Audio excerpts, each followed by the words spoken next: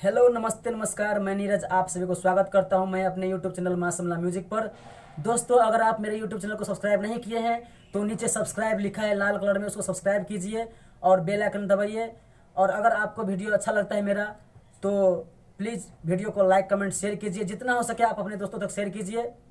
और मैं आज आपको सुनाने जा रहा हूँ कल्पना जी का गाया हुआ होली सॉन्ग। बहुत ही ऊंचा स्वर में है तो मैं कोशिश करूँगा कि आपको मैं गाकर सुना सकूँ।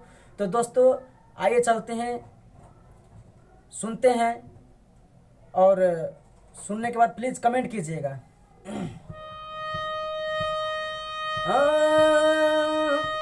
आइल ऋतपति राज बसंत जनमानस मन डोली गए। धरती का देव धरती तक ले होरी नयन पट खोल गए। सिया निकले बध बाक्यो रहुड़िया खेले राम लला। सिया निकले बध बाक्यो रहुड़िया खेले राम लला।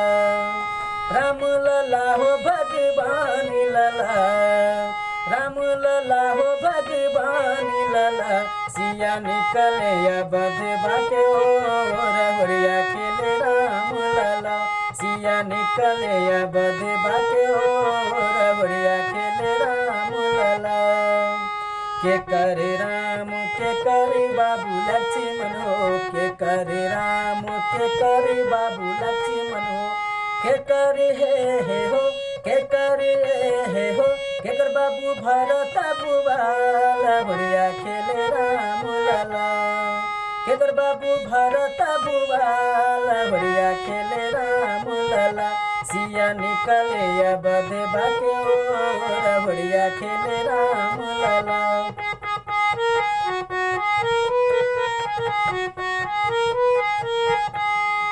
कुशला के राम सोमिन तेरा के लक्ष्मण हो, कुशला के राम सोमिन तेरा के लक्ष्मण हो।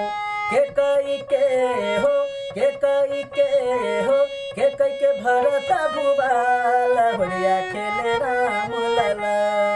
के कई के भरत भुवाल बढ़िया खेले राम लला। सिया निकले बध बाक्यो बढ़िया खेले राम लला। सिया निकले बध बाक्यो बढ़िया खेले राम लला। राम लला हो भगवान लला, राम लला हो भगवान लला। सिया निकले बध बाक्यो बढ़िया खेले राम लला।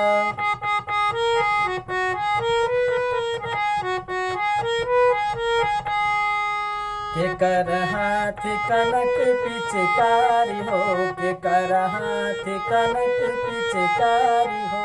के कर हे हो, के कर हे हो, के करा बखोई छाबीर बढ़िया खेले राम लला। के करा बखोई छाबीर बढ़िया खेले राम लला। सिया निकले बध बाक्यो बढ़िया खेले राम लला। सिया निकले बध बाक्यो बढ़िया खेले राम लला।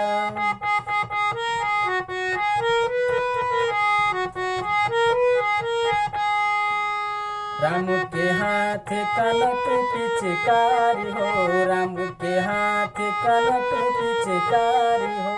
सीता जी के हो, सीता जी के हो, सिया जी के खोई छाबीर बढ़िया खेले राम लला। सिया जी के खोई छाबीर बढ़िया खेले राम लला। सिया निकले बध बाक्यो बढ़िया खेले राम लला। सिया निकले बध बाक्यो बढ़िया खेले राम लला। राम लला हो भगवान लला, राम लला हो भगवान लला। सिया निकले बध बाक्यो बढ़िया खेले राम लला। सिया निकले बध बाक्यो लला।